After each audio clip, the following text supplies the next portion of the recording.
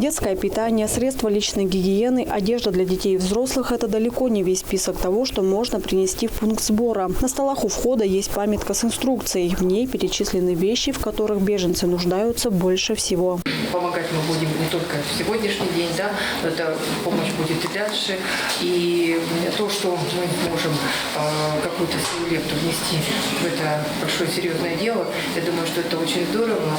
Я очень рада, что наши ребята, наши студенты здесь принимают активное участие, потому что вот на самом деле сегодня, как никогда, очень важно патриотическое воспитание среди молодежи. Мы все реально понимаем, что мы готовим не просто специалистов, мы готовим наше будущее, будущее нашей страны, будущее нашей республики. Вещи желательно должны быть новыми с этикетками. Возьмут и бывшие в употреблении, если они в хорошем состоянии. За первый час открытия пункта волонтеры успели упаковать чуть меньше десятка коробок, которые принесли студенты, преподаватели и сами добровольцы. Постепенно не только студенты и учителя, но и работники Тюменского государственного университета приносят предметы первой необходимости.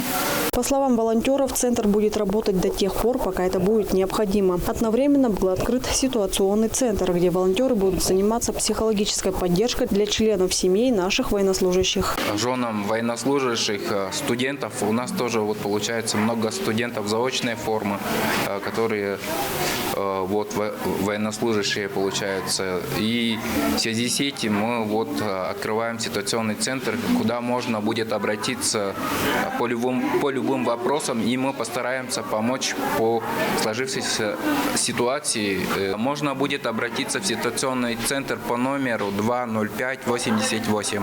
Также, позвонив на горячую линию ситуационного центра, можно получить всю необходимую информацию по вопросам образовательного, правового и организационного характера. Инна Клоян, Шалбан Мангуш, Буян Салчак, Тува 24.